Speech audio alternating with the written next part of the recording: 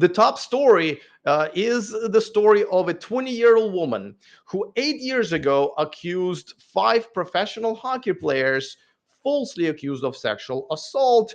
And last month, they were finally found not guilty. And the big news this week is that the Canadian prosecutors, and shame on them, finally agreed to not take it any further. So they're officially not guilty. Just in case if you don't know, this started 8 years ago when a 20-year-old girl decided to have casual one night stand with one of the professional hockey players.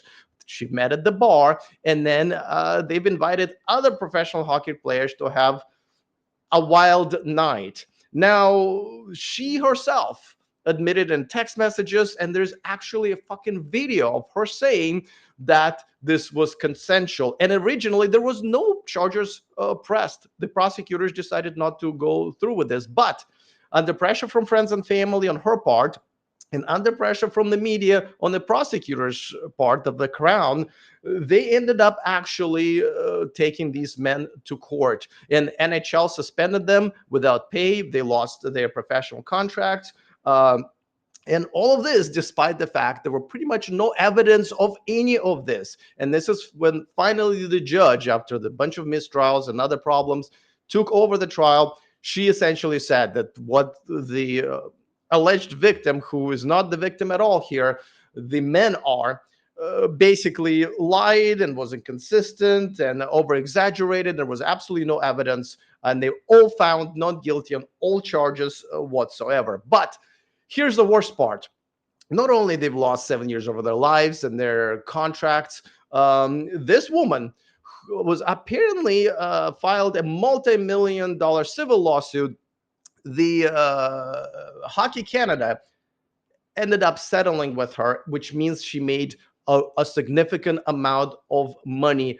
With, by now we know, falsely accusing men of the sexual assault. This is something that happens all the time. The only reason we find out is when someone famous gets involved. But gentlemen, if you think that this cannot happen to you, a man living in a Western country, you're too stupid to watch my channel. This happens to men all the time. Why? Because not only women don't get a punishment for falsely accusing men, they get rewarded because they use it as a tool to get back at men.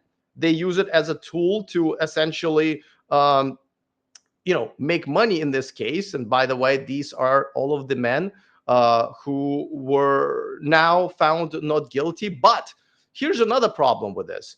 The National Hockey League said that they are not going to reinstate them.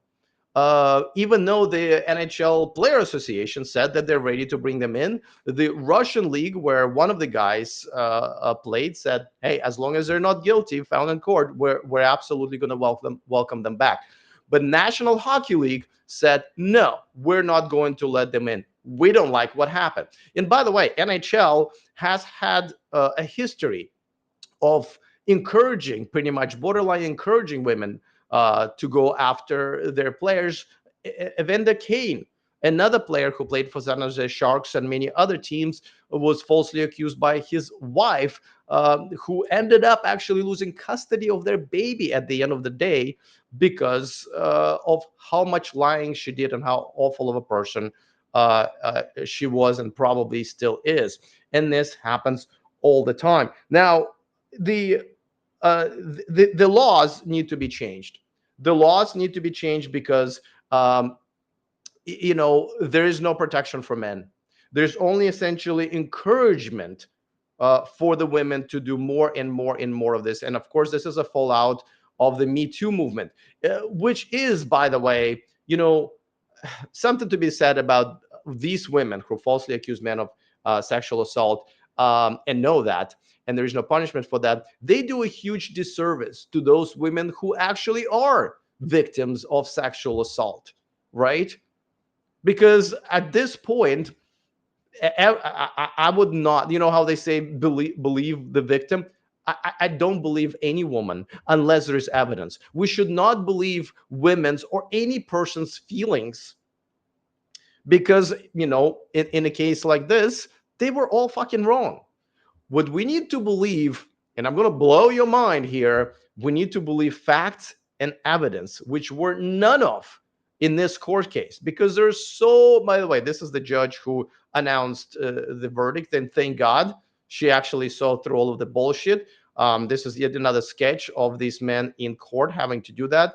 This is the hotel where it happened. This is a video or a snapshot from the video where she's willingly went to the guy's room. And by the way, her identity is being held. The person who is the real criminal here, her identity is protected.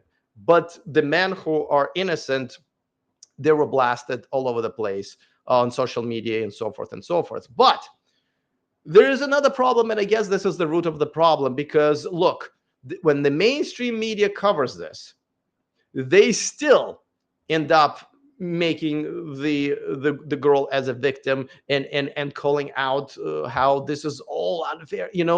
Look, this is one of the Canadians' main publications, and yes, this is a woman who wrote this article saying, "Oh, I can't believe that this is viewed as a vindication." Bitch, of course it is viewed as vindication, because it is the vindication where you drag all this bunch of men through the mud just to find out that they're not guilty. That is a vindication. As a matter of fact, I would even argue this is nowhere close of the vindication that I would prefer. I would prefer that the prosecutors who went for it, knowing there was no evidence whatsoever, and been under pressure of the media, of publications like this, they should be jailed. The woman who falsely accused these men should be jailed. And everybody who was part of the decision at the Hockey Canada should be fired for giving her the money, thus encouraging more and more women doing this over and over and over again. And like I said, the NHL has a history of essentially encouraging this. So, gentlemen, when you go to vote, you start thinking about, hey, do I really care that much if trans people end up in swimming competitions? Do I really care if there are illegal immigrants who are picking my salad so I pay almost nothing for it? Or do I really care about my rights and a chance of being in this situation like this? Except for, as a regular common folk, you guys watching the show are unlikely to defend yourselves well. You're most likely to settle in a lot of cases because you don't have the money or the time to deal with this, and essentially be dragged through 7 years of your life without pay, with a lot of shame, with probably friends and family turning away from you. If you're married or in a relationship, most likely your wife leaving you.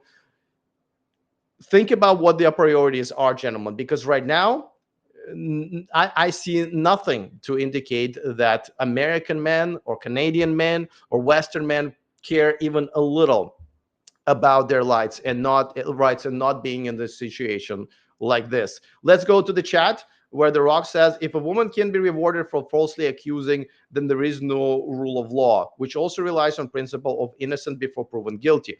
So here's the thing. The problem is there is a rule of law. The problem is there is no law that punishes women for doing this to men. It's an absence of law, not the fault of the system. Now, of course, these prosecutors should have never gone with this case moving forward, right? Because the original ones saw it pretty clearly that she was full of shit. However, you're right. The whole Me Too movement, where the chant is, believe the victim, is absolutely goes against the innocent, until proven guilty, which is one of the most basic principles of any just system. So yes, unfortunately, no. And in this case, she was not the victim. The men were. She was very much the criminal. Colin says, we don't do this with any other crime. Only with sexual assault do we believe the victim, and men are guilty until proven innocent. And even then, men are still guilty. You know what? I couldn't have said it better myself. This is it. This is the reason why I have decided to do this channel, which, by the way, I do absolutely for free right now. There are no sponsors of this channel. The social media platforms that I'm on are not promoting it. As a matter of fact, TikTok has banned me from doing this live stream immediately. I cannot do a live stream on TikTok about this, right? So I'm only streaming on YouTube and X and a couple of other platforms. But at the end of the day, I can see how my content is not being promoted. So essentially, I've been volunteering so far for 8 months doing this, but I will continue to do this because this is very important. This is very important for me. It is in my heart. And even though I don't live in America anymore, and this is one of many reasons I did not want to be a second-class citizen in the country with basically shits on men all the time, I still feel like it's my duty to help men who are still in America and cannot escape with this. But gentlemen, this is the priority that a lot of American and Western men do not have that needs to happen. And, I did a story yesterday, where Obama called out Democrats for leaving men behind. And a lot of men actually voted for Trump, thinking that he is pro-men, where he was the last president to sign the most anti-men law, as I mentioned before many times. We need to demand that our politicians, especially our male politicians, um, earn our vote as men. But right now, they don't. And this is why this is going to continue to happen over and over and over again. So buckle up, but also remember when the next election is coming up, research the people you want to vote for. I don't care if they're Democrats, Republicans, or independent. Make sure that these are the people who will stand up for you when it comes to men's issues. So things like this don't happen to any of us in the future. If you want to ditch modern women and move abroad for more traditional relationships, go to themillionmanproject.com, take my most comprehensive course, and change your life.